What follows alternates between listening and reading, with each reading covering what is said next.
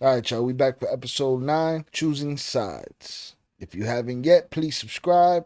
Last time we heard from the twins, they were in the back of the Federale car on the phone, getting the word from the cartel that they were going to send in the gangster squad, asking them for permission because they might not make it out of this.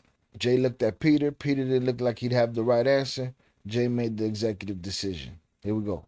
The federal agents decide to move us from the office into these bulletproof trucks. I get a call. It's Musico, one of the top lieutenants. And he's like, I need to talk to you. It's going to be important. They got like 80 or 100 men ready to come get you and your brother. But we're going to leave that decision for you and your brother. Because there's a chance that you might not make it out alive. I'm going to ask you a question, and I just want you to tell me yes or no.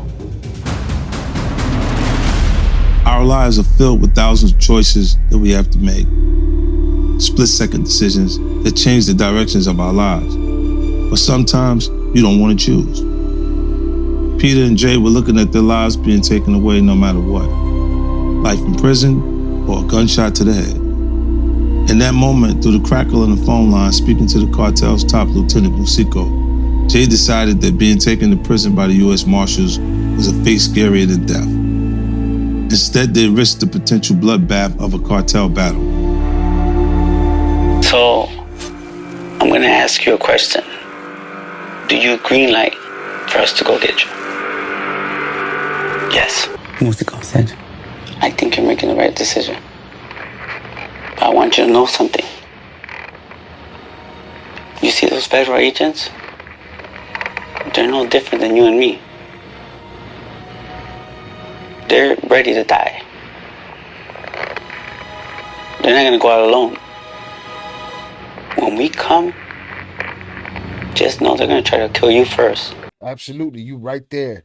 You within arm's reach. You should be prepared to make a move your damn self. So, if you could get one of their guns or something, hide, run, do whatever you can. Absolutely. Do it. That was really hard for me to take. I'm sitting right next to them. They have guns with them. He just reminded me, like, this ain't America. They will kill you. And I said, I understand. I'm being really, like, just easy with my words, not saying too much. And then Musico, he said, I want you to know something. You're my friend. He says, a man. Like, I respect you and your brother. I admire you. I love you, man. I have came to love you. If anything happens, I just want you to know that you have everyone's here's respect. And don't worry about your family. They're going to be okay. Right. That made me get really emotional. And he just listened to me be emotional. I literally just sat there and cried. And my brother Peter just kind of just tapped me. He didn't know what was going on, so I said to Musico, listen, I have a couple of debts that I want to pay. And he said, look at you. You're in a life and death situation, worried about someone else. You're worried about yourself right now. I just don't want nothing to happen to my family. Absolutely. He's not thinking about, he's thinking about, man, if these debts don't get paid, our wives are going to catch it. Don't worry. I'll give you my word that nothing's going to happen to your family. We'll do whatever we have to do. His words meant a lot to me. At that time, I was taking that the bosses were saying that they admired and respected me. That was a big deal to me. They admired and they respected you, but at the same time, they disappointed, disgruntled, disgusted, and sick with you because you guys put yourself in this situation. And we said our goodbyes. I hung up the phone. That was going to be the last call I get. And I just whispered to my brothers, they're going to come get us. There's a chance that these dudes ain't going to be happy. He understood. I remember him just like look at me. It was just like, damn. I know what he meant by like, this is what our life has become. This is how our life ends. just thinking of your life as a whole, and started kind of like, what is my life? This is gonna be my life? I sold a bunch of drugs and I died in a shootout. That's it. Oh wow, he was a great drug dealer. He was a man of his word. I leave my kids without a father, my wife without a husband. And still, at that time, I was like, I'm responsible. This is what we chose. And everyone, at that time, I think people in that life, we decide, oh, it's for the money. And you just start digging yourself into this ditch, deeper and deeper. And it's for the money, it's for the money, it's for the money. By that time, I don't think me and my brother even talked about profit. Yes, it was different for us. It was, I could buy anything I wanted. But everything I wanted, I couldn't buy with money. And what fulfilled me, I think, was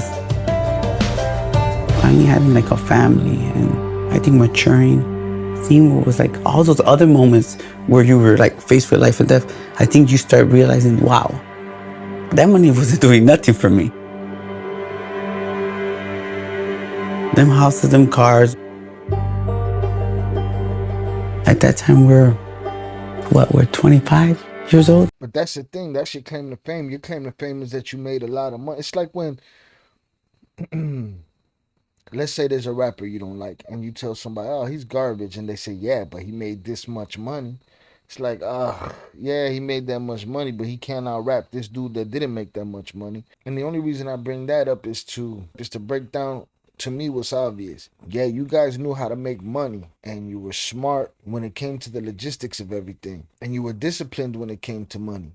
You weren't disciplined when it came to living. And part of living was being low-key. Part of living was being on your P's and Q's, understanding what can happen if I make this decision, what can happen if I make that decision. That's where you guys failed.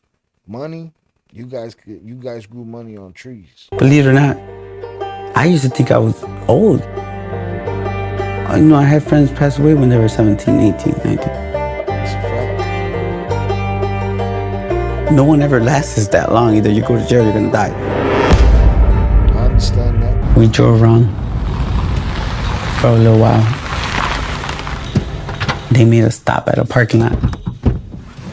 Some of the agents got off and they met up with other agents, other people, and I could see them kind of like arguing maybe. Hands thrown up in the air and stuff.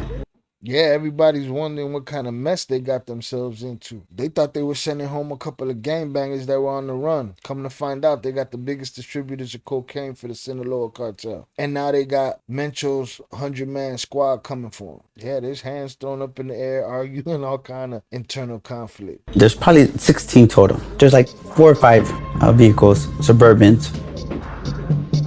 And they jump back in the car, and when they jump back in the car, I knew something wasn't right, because they jumped back in the car, they kind of said something, I don't know what they said, and I just heard all the clicks of their guns.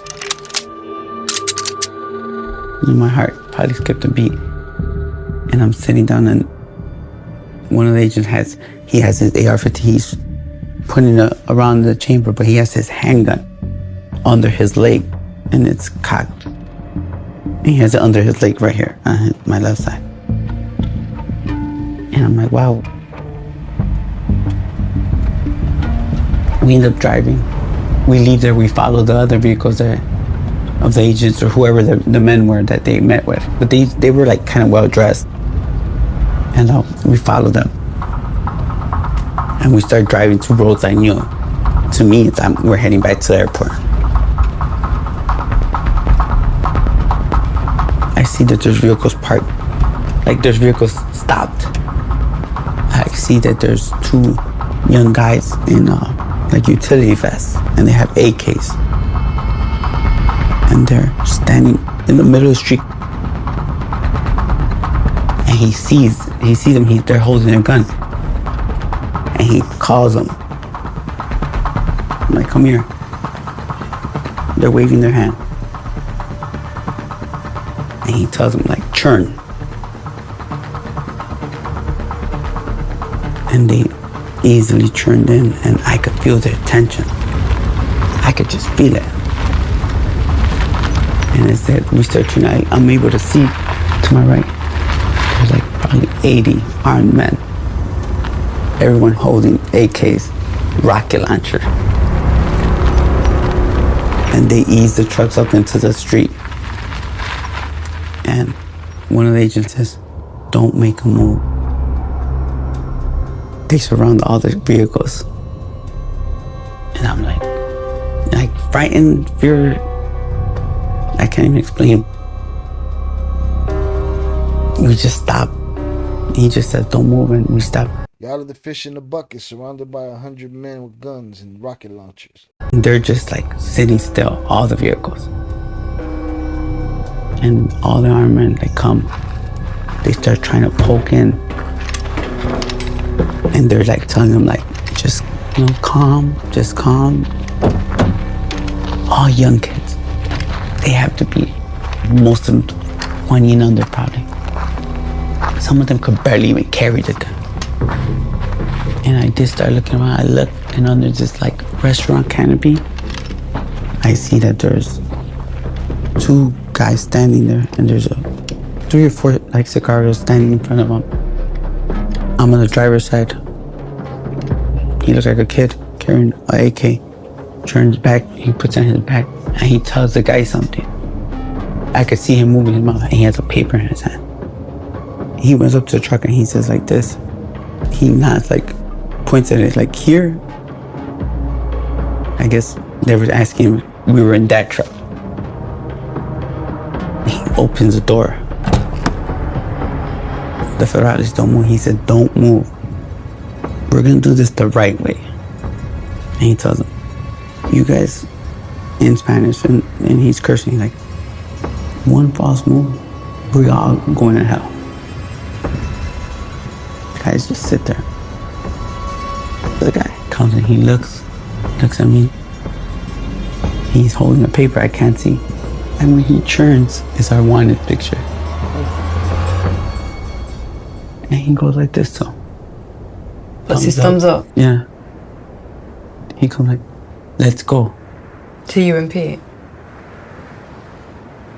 So I have the phone in my hand.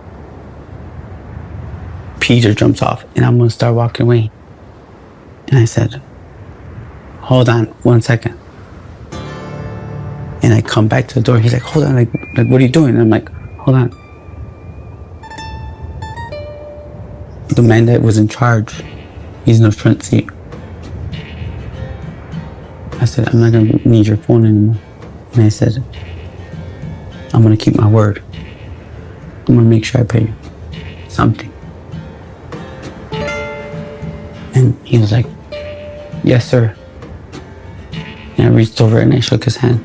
Should have grabbed his gun. And I shook their hand. I shook all 5 guys that were there. I shook their hand. Why did you do that? To me, I was taking responsibility for putting myself in this situation. I put their life at risk. See, but that be your answer to everything. Oh, I'm gonna throw you some bread. I put everybody at risk. I threw us in this situation. Here's some bread to clean that up. That's why y'all move like that. Y'all think money fix everything. Evidently, as the story goes on, we're gonna find out how much money don't fix shit. They were at home and they get the call, like, we have these fugitives from the US, and they come, and next thing you know, now their lives are at risk because they're doing their job. And it was my way of representing who I was. Don't worry, I'm gonna take care of you guys. I shook their hand out of respect to them. It wasn't me trying to be something I wasn't. It was me just being myself. The businessman I was, the man that I was, like the person I was, right? Still being nice in a situation that, still having respect for them in a way. And I tapped on his seat.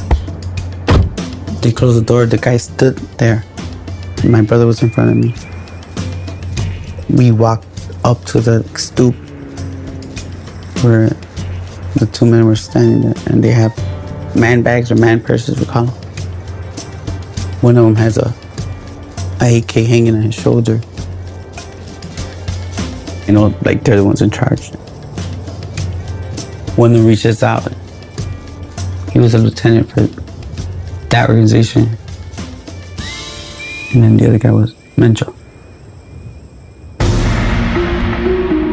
Nemesio Eseguero Cervantes, known as El Mencho or just Mencho, was a high-ranking member of the Milenio cartel. Milenio was a part of the Sinaloa Federation, and they fought side by side against the Federation's main rivals, Los Zetas, in the cartel war. If I'm not mistaken, now they're the new generation cartel. Mencho's boss at Milenio was El Lobo Valencia. When El Lobo was captured by the Mexican authorities, he was extradited to the US to serve 25 years in a federal prison.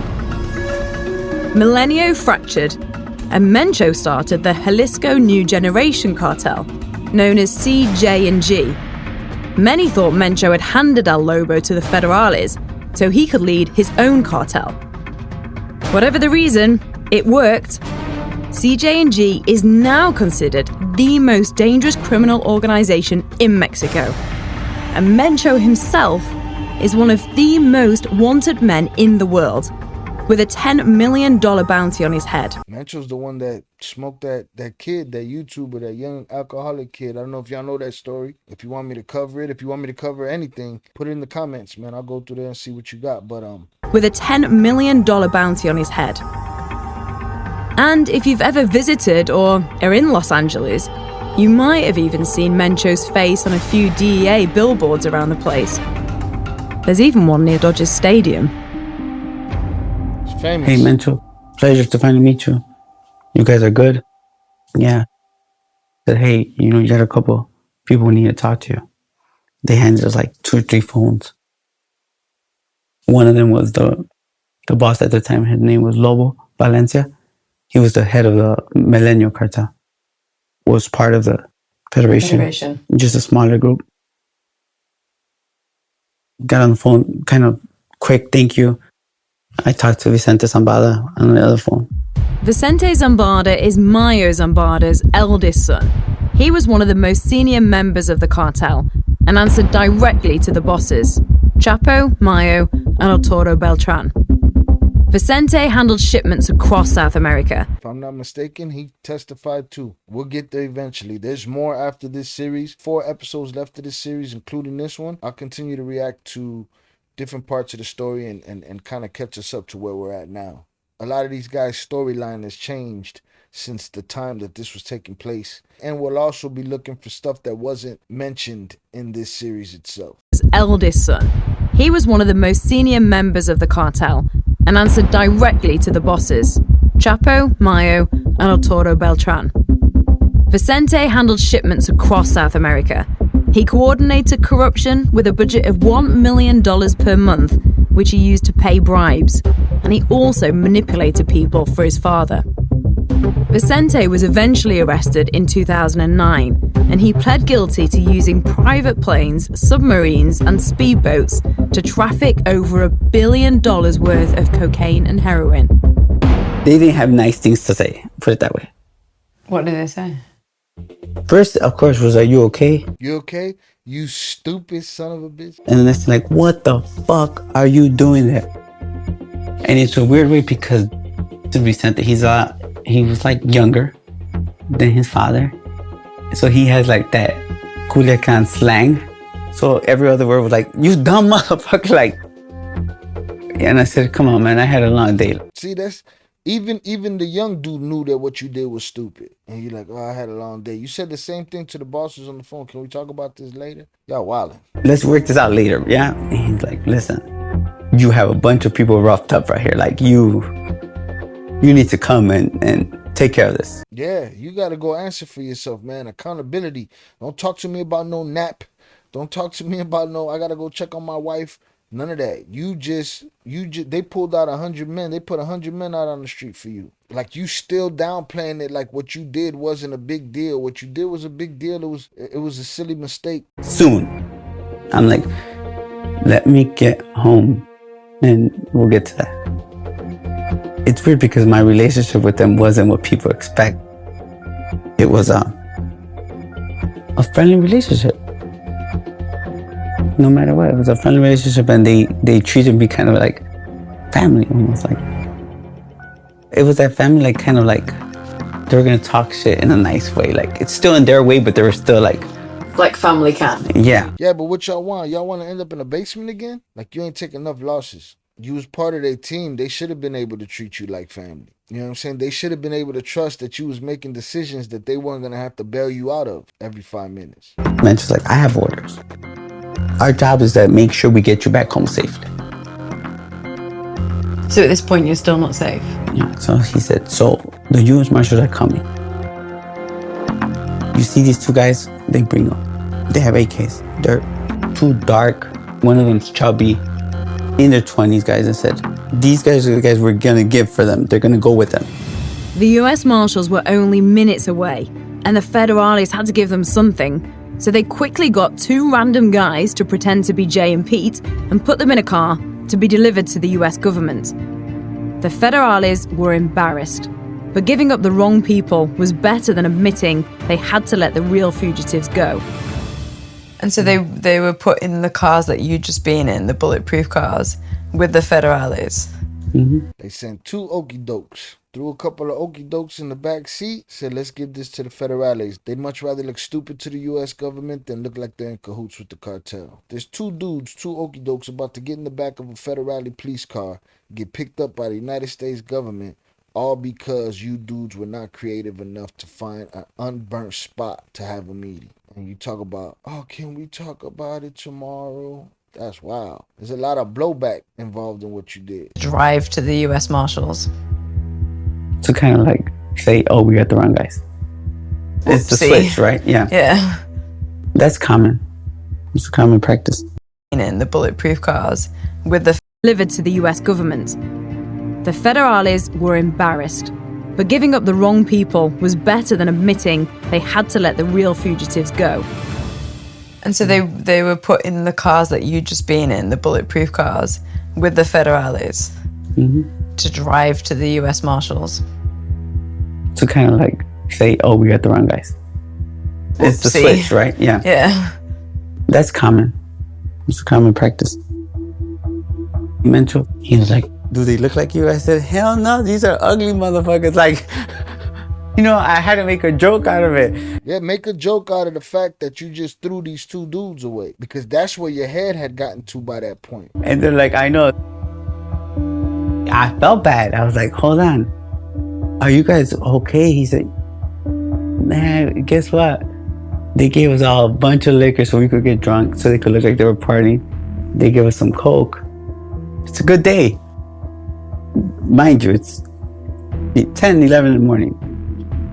But they're about to be sent into the lion's den. No, I guess they knew they were to get to, like, these are the twins. They're gonna be like, are you out your fucking mind? Like, these are fucking two dark Mexicans. Non-twins. Yeah, they're not twins. And I said, we're gonna take care of you, don't worry. They were smiling, happy. They're drunk and high. Again, I'm gonna throw some money at you. We'll be all right. Thanks. Stop fucking up. How about that? Yeah, they're not twins. And I said, we're gonna take care of you, don't worry. They were smiling, happy. They're drunk and high.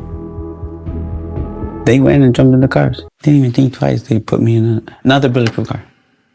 With them, it felt a little bit better. And I guess it was like one of the lieutenants I went with. It was one of the mentions lieutenant. It was a driver and him, an older man. They asked me, where are you staying at? It's a 35-minute, 40-minute drive. It's a 6-7 car caravan of sicarios and me. I know there's a military checkpoint going into that part. I'm like worried. I said, is there another way? He said, well, what do you mean? We're driving. Yeah, they're not worried. If they're not worried, what you worried about? They made all the right decisions to get to where they needed to be and to save your ass. What you worried about? You got better decisions to make than what they did? They seem to have been moving around just fine. I didn't see them get picked up and put in no police station and cuffed and all that shit. He said, well, what do you mean? We're driving. I said, you know, there's a military checkpoint. Oh, don't worry about that. Don't worry about that. And sure enough, we're coming. They waved to him. They have their guns in their hands. I mean, rifles, like literally. They waved, we rode right past them. I was like shocked because the military, that doesn't really happen. No, it happens. You just don't know what happened. You weren't privy to that information. Maybe if you'd have known that, you'd have checked in and you'd have got a free ride and you'd have got protection and you wouldn't have got in the situation that y'all got into from the beginning. But y'all didn't do that. So it's not that it don't happen. It's that you didn't know at the time that it happened. But don't forget, it's a beautiful day. Here I am, like, having the shittiest day and it looks so beautiful outside. They rolled up into the house and they all started getting off with their guns. Val and Viv were anxiously waiting back at the house after the federales had let them go free in the negotiations back at the police station. They had no idea if they'd ever see Jay and Pete again. The back and forth that Valerie and I were going through on our own.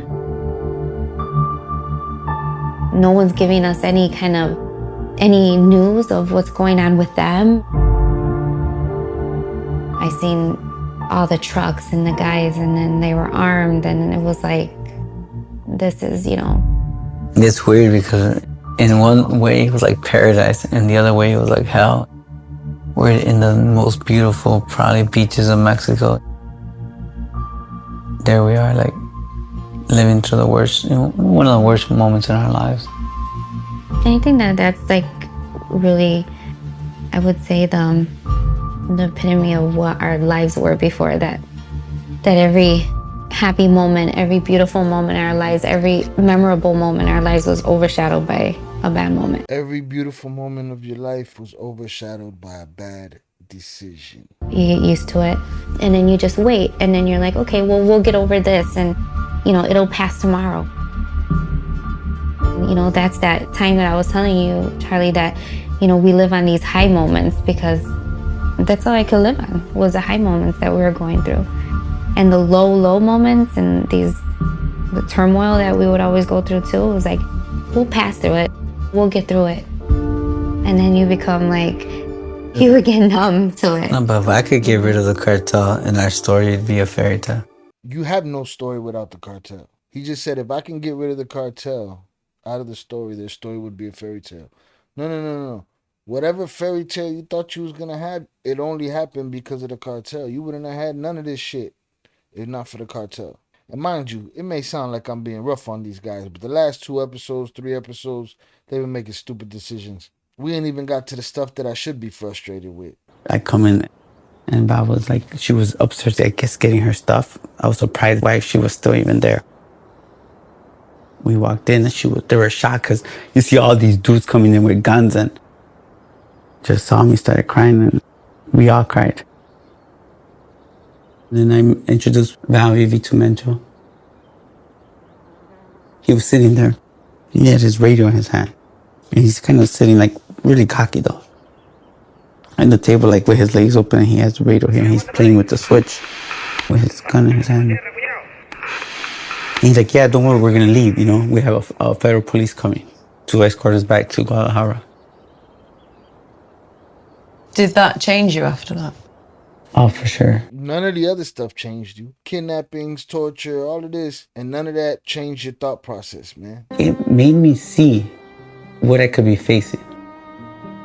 Kind of like, it was my reality for that time. And now I'm getting a glimpse of what could happen.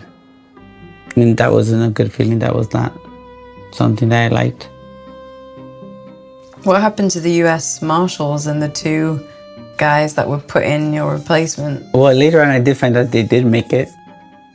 Did you ever give that guy his money? I did. He kind of looked like... I did. Oh. We ended up giving him like $2.5 million. Everyone who had anything to do with it got a chunk.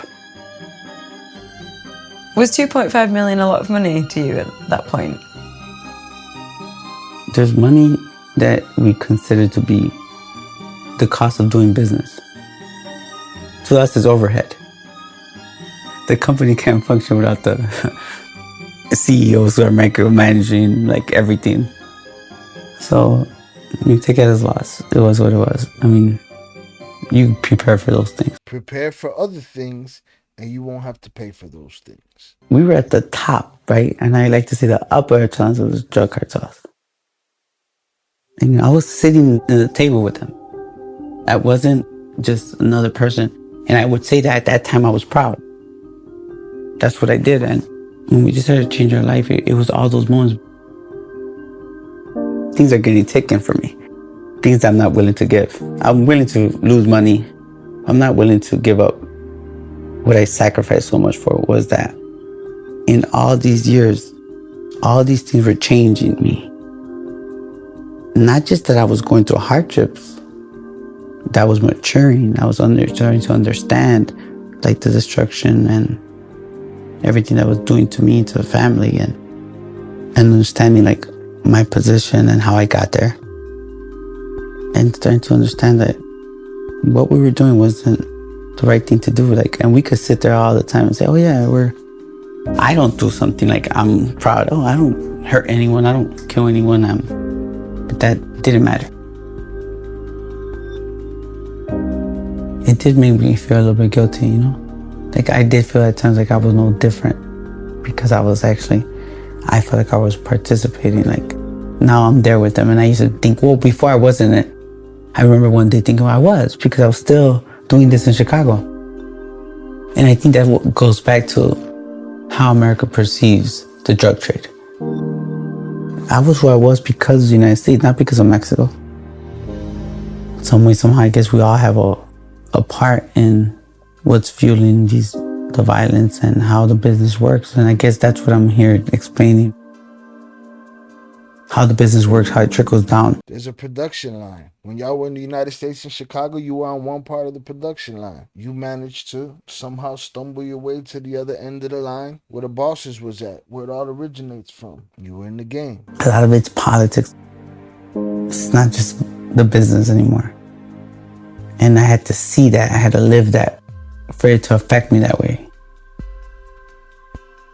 You know, every time I had to like go see them or be in those situations where I see people tied up or even be, you know, around a bunch of armed men making sure that, oh, you're safe to get from point A to point B. I used to be like, this ain't for me. What you mean it ain't for you? You've been doing it for 10 years at the top level. I know this ain't a movie. This is not making me feel any better at all. And I remember having a conversation with a friend of ours. When Arturo made the truce with the Zetas, he said, my brother just got killed last week. They tortured him and killed him. How do you feel? How do you feel about that? And he just be like, well, I heard I don't have my brother. I don't have a say. I just have to fall in line. The ongoing war between Sinaloa and Los Zetas has killed more than double the amount of civilians than died in the entire Middle Eastern conflict since 2007. Bodies. The war has been infamously brutal. Beheadings, hangings, and indiscriminate murder were a hallmark. Everyone was a target, including children. There were no limits to the evil. People were boiled, killed with acid, cooked in ovens, and even fed alive to crocodiles. But it was the fracture within the Sinaloa cartel that started to cause problems for Jay and Pete. Their adopted cartel family was starting to fall apart. Rumors were swirling that Beltran was teaming up with the enemy, Los Zetas, betraying his long-term friend and founding partner. At the same time, Chapo gave Beltran's brother Alfredo up to the Mexican authorities. Chapo saw Alfredo as a liability, and as a bonus, he was able to negotiate a deal for the release of his son from prison. The Chapo-Beltran breakup meant carnage was about to follow for everyone involved. We were being put in that tough situation where we're gonna have to like really choose a side of the cartel that we're gonna be loyal to. And by doing that, you're gonna create a whole enemy. All those moments lead up to that big decision to say, I gotta stop this. Like, I'm tired of that, you know? Hurting the people you love. Like, having them live in fear, and I lived in fear. And unselfishly, that's when Peter asked me, like, really, I mean, we've been married a while already. And he asked me if I want to leave, like, if that's the life that I want to live with him. I didn't let her answer. He didn't let me answer.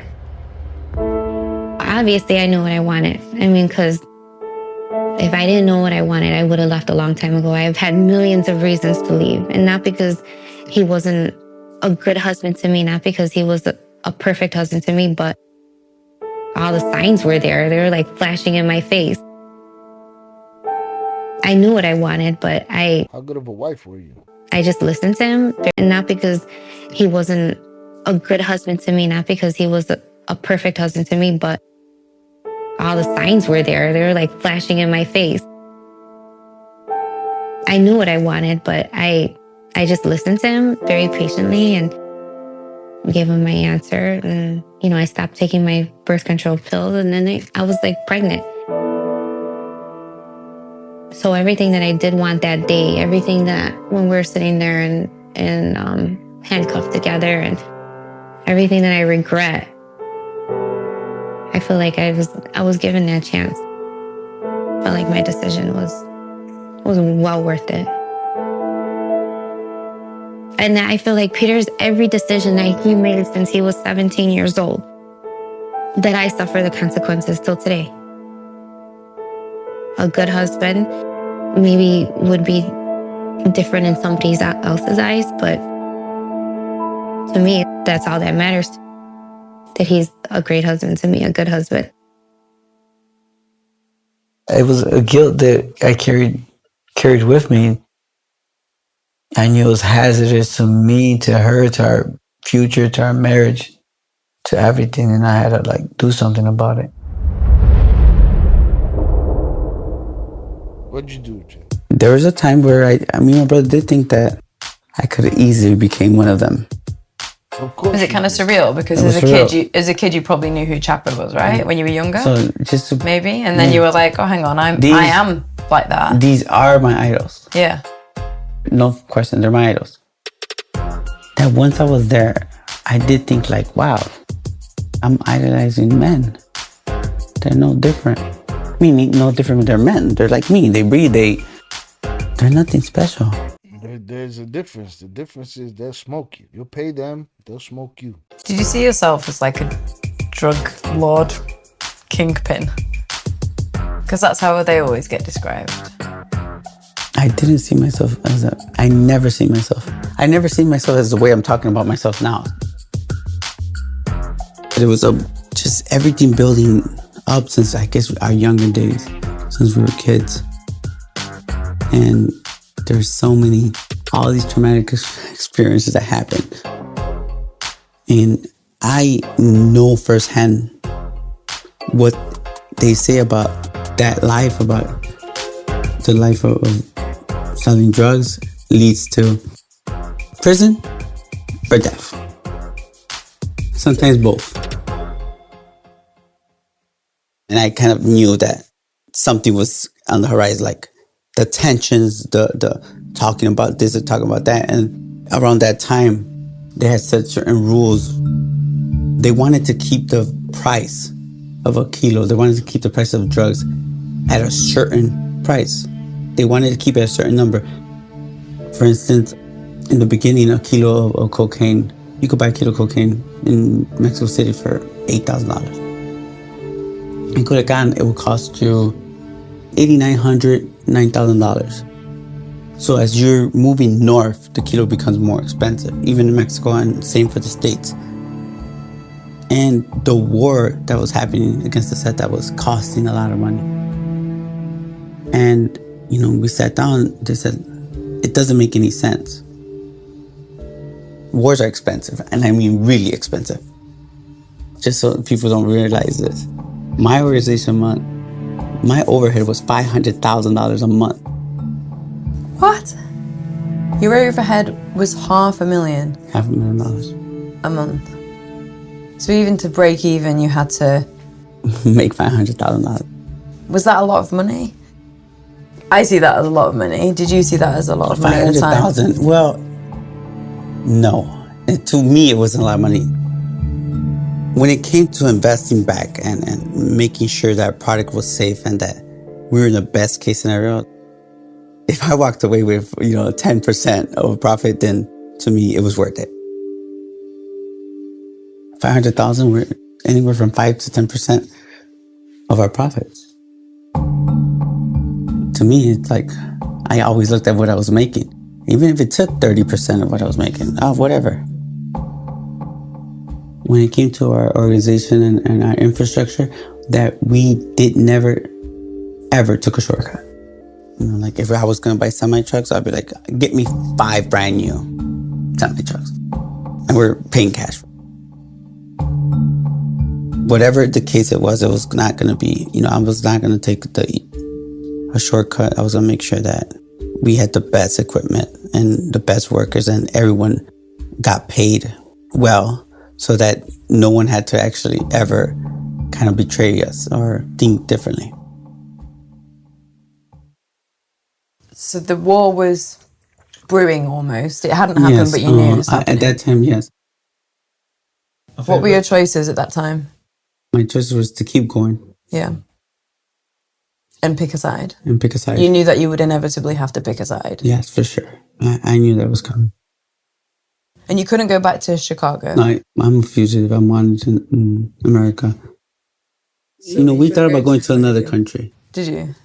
Yes, for sure. We contemplated that, a few times. Like, did you think about where? Unextraditable country. We're thinking Costa Rica. We were pushing Spain. At that time, getting there wasn't the problem. It's just, in Mexico, I was comfortable. That kind of comfort kills. We have a background. I could say, this is what we do. And you have that ability to maneuver and kind of blend in a little bit. I know the language. I know the culture. Then, by that time, I was protected, right? I already had escaped from being captured that one time. I didn't want to go to another country and have to deal with that. But I always said, I'm simple. I'd rather be locked in a house, a nice house, right, than locked in prison. But that came with a price. It meant that I was going to have to break away from my family. My wife was going to have to break away from her immediate family. Because I was not going to take a chance for the feds to find out that I'm in a country where they could just go and be like, hey, surprise, I'm here. Yes, they could easily get you in Spain because you weren't protected in Spain. Yeah, I wasn't protected in Spain. Yeah. Or in one of those countries, Canada, whatever the case is. That wasn't going to solve what I wanted to do. That wasn't going to solve what was in my heart for my family. Like a normal life. And it was really getting to me. Here we go with this normal life again. You can't have it both ways. I ain't seen anybody successfully have it both ways. My son was born. My son would always want to be with me, and he loved playing with cars. And just say I got caught up on the phone or something, he would start playing with my workers, with my security. And there they are holding a rifle and back, and that was in the pushing a car back and forth, a toy car back and forth with a massive rifle. That wasn't what I wanted for my kids. I did that. Me running wasn't going to take away from the hurt and the wrong I was actually doing to my family. I saw my son he had no idea, a year old. I saw damn, I thought about my life. How you got accustomed to certain things. I used to think about me. That's what my family, you're not going to do this. You could learn, you could be good at it, but you're not going to do this. And that's the first thing I did. So there was options. Y'all should have stood at McDonald's. And I did believe that. At that time, I started going with this notion. I always said, all good things are difficult. All those good things are going to take some sacrifice. Anything worth the easy shit? Oh, it's easy. Don't go to work. It's easy to stay home. But that's not the right thing to do, right? The impending cartel war meant that everyone was on high alert. And it wasn't just Pete and Jay who were at risk of being caught up in choosing a side. Val and Viv might have joined the twins willingly, But just like the twins themselves, their children would be born into a life they didn't choose. Jay and Val already had a 1-year-old, and they had another on the way. Pete and Viv were pregnant for the first time. I do recall options. Always thinking of options. And me and my brother did this a lot. He'll be like, this is what we need. And just, in the business, we were always, I think what made us successful that we were always looking for the next thing. We didn't settle. We didn't say, okay, let's enjoy it. I know I needed some type of solution for what was coming. I remember my brother and me thinking wow, talking one time, it's going to get really rough. Both our wives are pregnant now. I remember it's going to get rough. I don't think it's even safe for them to be here anymore. I remember us being scared, nervous to tell them that while they're pregnant. They need our support. We were scared of telling them that. We didn't think that was a good idea for them to be with us at the time. I got people in Colombia at the time, just in case we're doing business, that I got to keep up with them. I got people in Mexico City.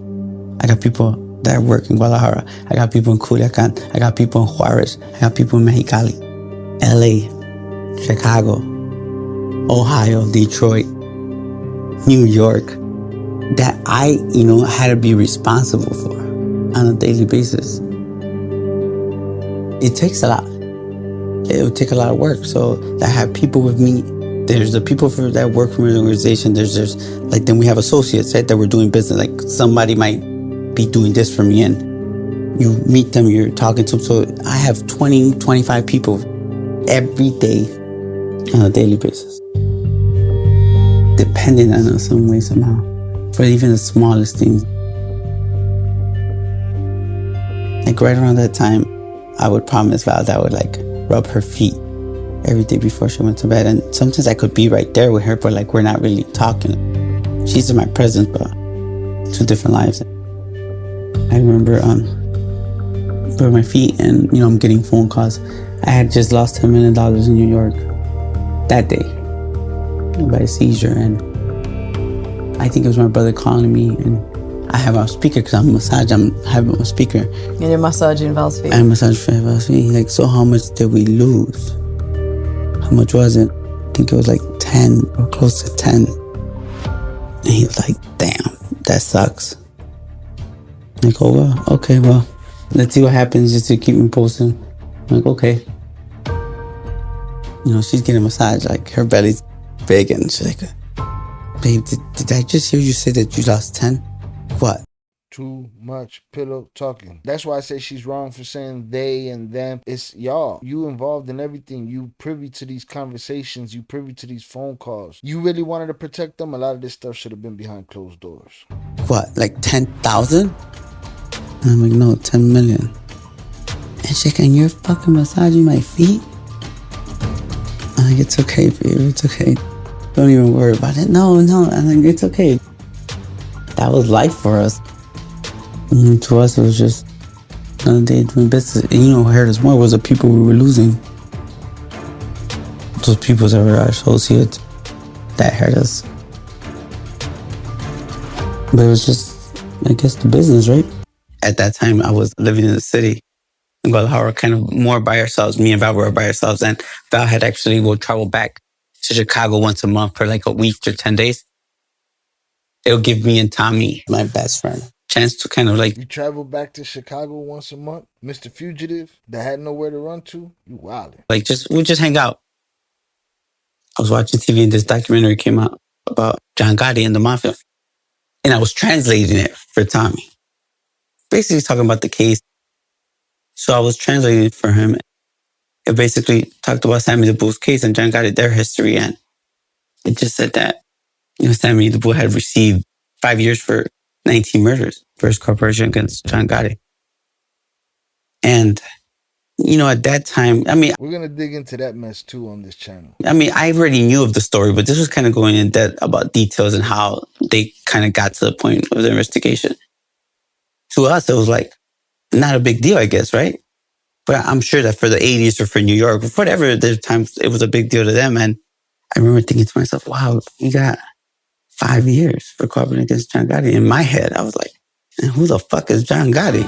John Gotti was the boss of the Gambino crime family in New York. He was known as one of the most dangerous and powerful crime bosses in the US. Gotti was the original Teflon Don.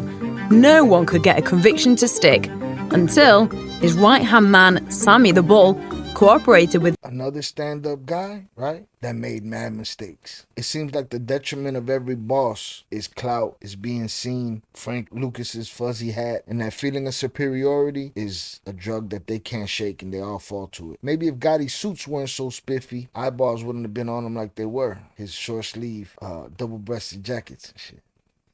The shine is what gets everybody. Everybody wants to sit at the good seats at the cockfight. Everybody wants to wear the $10,000 suit. Until his right-hand man, Sammy the Bull, cooperated with the FBI to help put Gotti behind bars.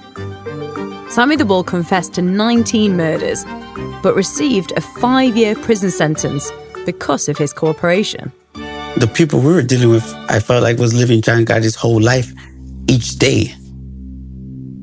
Kind of left this imprint in me wow. It was an idea. I'm saying this today because I do. So it popped into his head, this guy get off on 19 murders, 5 years. I get 2 weeks probation. I ain't body nobody. I'm innocent guy. I ain't put no money on nobody's head. I even paid people that kidnapped me. He thinking I got 20 John Gottis I could give you. Run them 2 weeks probation on this villa at Punta Mita. You know? I'm saying this today because I do recall that moment. I want to tell you that I kind of thought about it. Maybe not cooperating, but the difference between John Gotti, who was John Gotti to the mob, and who was Chapo to the world, I guess. Or who was Miles Zambada to the world. You kind of weigh those things. John Gotti he was such an important criminal figure in New York City. Whereas Chapo was worldwide drug kingpin. Yeah, I think there's 76 countries that the organization was in. It's a lot of countries. Kind of left that thought in my head. Kept that in your back pocket, I would Jay? Get to bed late at times, and I was sleeping one day. I guess my mind would always be racing. I woke up in the middle of the night, and I do call it an epiphany. There was this moment of just clarity. I could cooperate. And it came fast. I could cooperate. I don't know about that epiphany because I feel like that's how you felt the first time they kidnapped Peter. You just framed it as a question then. Do we turn ourselves into the feds or do we go get them out? Pay the money. I feel like they've always been in your back pocket. I guess you rolled over on your back pocket during that nap and it woke you up. I could do some time and I could just have a different life. I could get out. I could just leave this. I remember looking over about then it just hit me, brought me back to reality, calm the fuck down. Hold on. You just said something really stupid. And I remember I always talked to God and I always said, this came to me for a reason. It's in your back pocket. And I always try to think about other stupid decisions I made that I had thought about. There's never once in this whole series that any of these guys said, I had a code that I was going to stand by, that I made a decision, that I made an oath. None of that. As far as they was concerned, they were businessmen. They were going to ride this out until they couldn't ride it out no more. So being that they never ruled this out, it seems to me that thought was always there. And the reason why I was scared to tell out, because she had this. At that time, she could have had hate at times, and she did not like snitches. At all. Today, she's a different woman. Technically. I think she's at peace. At that time, I guess just from her being in the business and everything she's been through, she didn't like snitches. And I knew how she felt, so I did feel like a little bit less of a man just to even think about that. And you see, he says she hated it. He don't say he hated it. He don't say he had a disdain for snitches. But now I'm sitting here thinking, would I tell her? How do I even know if this is a good idea if I can't even say it? She was going to be my filter. She was going to be let me tell her first. Because at least I could trust her that she'll be honest before I go tell my brother, who I knew was going to be a problem. I woke up, I felt good. This like energy.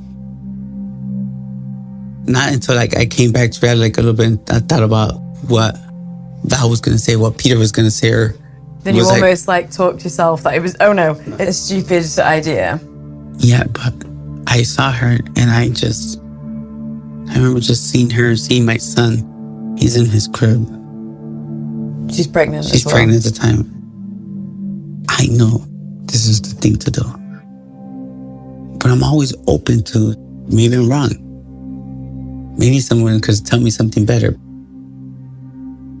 Just couldn't sleep after that. And I still remember throughout the day, like, I felt like I was keeping something from her. The next night, she's sleeping and I have to tell her.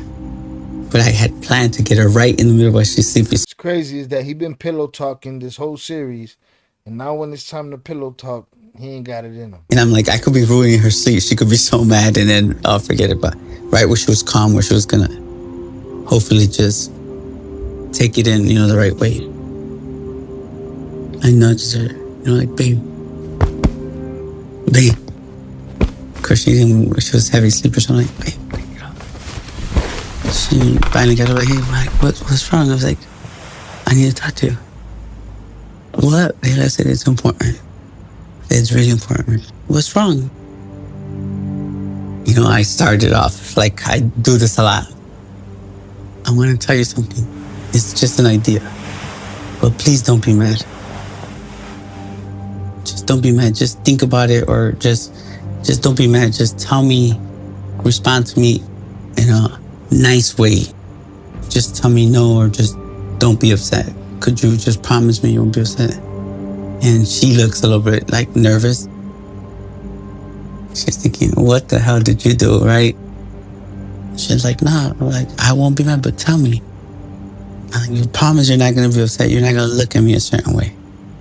And she's like, no, you could trust me. Tell me. And they said, you know how I promised you that would change my life? And she's like, yes. I found a way. What if I told you I have the answer? Oh my goodness. And she's like, what do you mean? I said, what if I told you I had the answer of how I could change my life? Or we could have a different life? And she's like, yeah, I'm lost. And I repeated, like, what if I told you I had the answer, but it was going to take some type of sacrifice, but we could have a different life for our kids? What would you say? I would say, let's do it, right? Just hold that thought. It would take a big sacrifice from you and me. Okay? Like, tell me, I said, I hope this doesn't change our relationship. She's like, just, no, it won't. Just let me know. And I said, it will change the relationship. She could look at him and say it won't, but she won't look at him the same anymore. What if we were to cooperate? And she gave that look. She said, what? My heart, I'm nervous, like, and I'm thinking, like, was that a what? Like, I didn't understand you because I could have just been shy. I said, what if we cooperate? She's like, what do you mean? I said, like, what if I reach out to the feds and we cooperate? She was like, you're crazy. Like, just what if? I'm like, what if we cooperate? If Sammy the Bull got 5 years. Who? Sammy the Bull got 5 years. What if we were to turn in Chapo or Maya or one of them? I think we would have to do some prison time. But we'll have a chance to change your life. And she just stood there staring at me. And I'm coming up with this just at that moment. I didn't think about it that far. The first basic was I didn't expect her to be like, how or anything like that. And she's quiet and she's just staring at me. And then she just started crying. She said, do it. That's what you need to do, she said. But what are you going to do about your brother? I was always under the impression that they were under specific pressure. I could see them running to the feds with guns to their heads. But to wake up in the middle of the night because Sammy the Bull reminded you that he got 5 years for involvement in 19 murders because he turned in a boss, it seems different. People got a lot of ill-conceived notions about what snitching is and what it's not. And everybody has their own opinion. If you ask Sammy the Bull, he'll tell you something different than what you thought. That's a fact. I'm going to show you that eventually. People like to say, oh, I was under pressure and they were robbing me and they were kidnapping me and they were this and they were that. Then you should have never gotten the game. Much like Vivi, you guys was always ready to jump out the window. The business was in you. The lifestyle that came with it wasn't. The glitz and the glamour was in you, but the guerra and the war wasn't. So you woke up with Sammy the Bull dreams. I said, I'm going to have to do prison time. She's like, how long do you think? I said, I'm not sure. And she said, how much did Sammy get? I said, 5 years. She's like, oh, well, you would get less than that. And I'm like, well, I don't know. But I said, let's just be realistic. Say we get 10 years. And I'd have to do 8.5 for a good time. If I could get a couple programs out, I'm being real positive too, okay?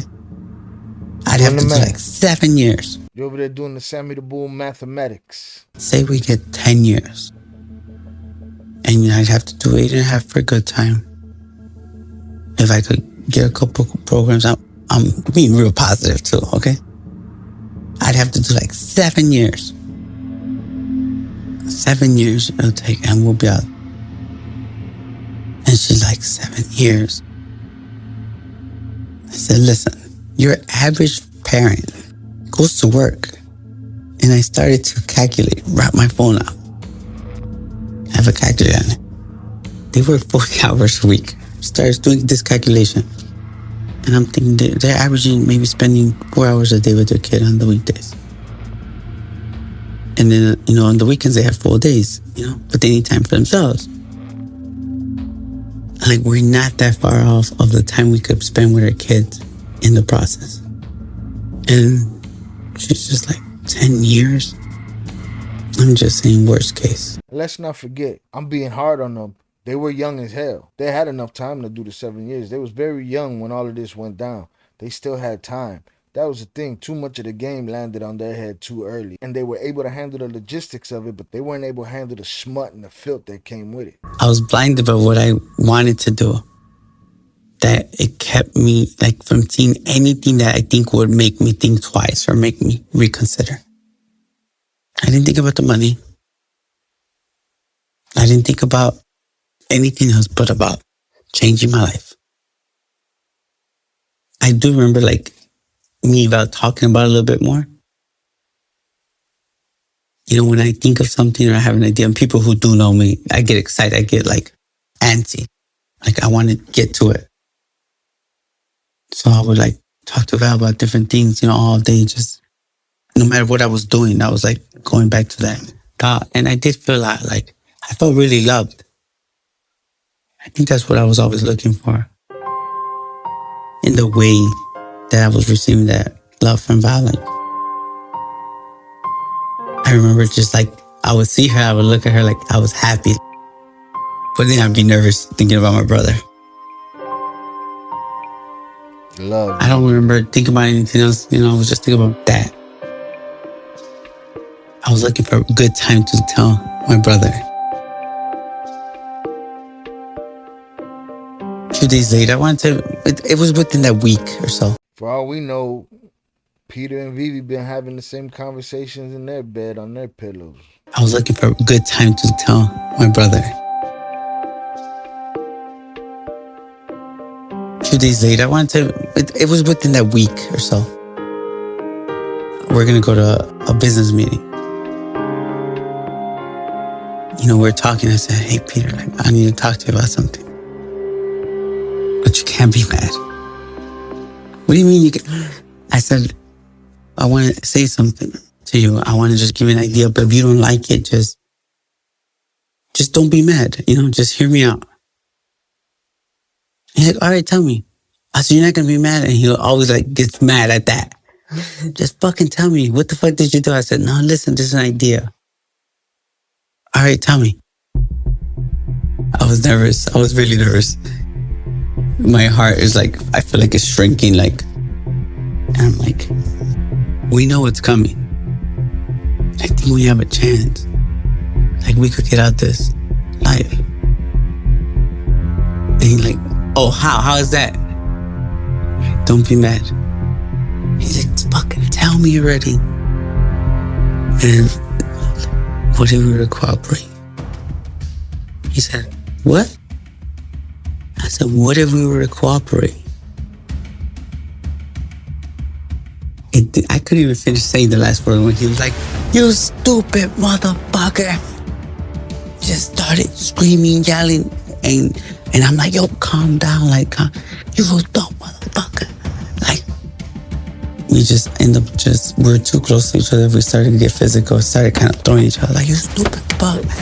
And he's looking at you like, hey, you ain't the one that been tied up in basements and vans and starved and none of that either. I get to go through that. You get to wake up in your villa and decide that you want to rat out the whole cartel. You wildin'. You dumb motherfucker. Don't you fucking ever say that again, you stupid fuck. Just everything you could think of. And I just took it. I felt defeated. I went from still being nervous, but think about it. I felt like I had just invented something new, right? My invention, and someone just says, it sucks, right? I felt defeated. I wasn't even mad. I felt like I was letting him let his anger come on. And I remember I just kind of stepped away. I'm like, yo, just calm down. All right, just chill. And he was just looking at me mad, you stupid ass. Everything you could think of it. And I did feel really defeated. I do remember feeling why does he get that decision? Because at that time I was always coming up with different ideas, but then I said, I argued with myself, he's right. We did make the decision together to come in, so. That's probably why they're contentious. Jay want to cut him out of the decision-making process. He did in that last problem that they were in. Made a decision for him. It hurt. It couldn't hurt me. A couple of days passed by. I remember telling him, look, Jay, we're making millions of dollars a month. Everything's going good. Don't fuck this up. Right. I could tell that he already kind of was already making him up. His mind what was bothering me about my brother is that what was his mindset at where he was making that decision, right, knowing that could affect everything else. That was the main issue that was bothering me. Where I wanted to choke him up, be like, bro, what are you doing? Listen to what you're willing to this. Understand. And I still, not only that, I said the sad part that we look alike. I want to punch your face, but it looks like mine. No. He has a valid reason. Valid. He has a valid. We look alike. They don't know who's who. Right. Right. They don't know. But basically, no matter what, they didn't see us as two. They saw us as one. Yeah. And it didn't matter. One of y'all rad don't matter. Don't matter if you look like each other. Don't matter if you don't look like each other. Aunts, uncles, nieces, grandma, grandpa, daddy, mommy, brother, sister. None of that shit matters. One of y'all go and do it, you're all on the chopping block. What was I thinking?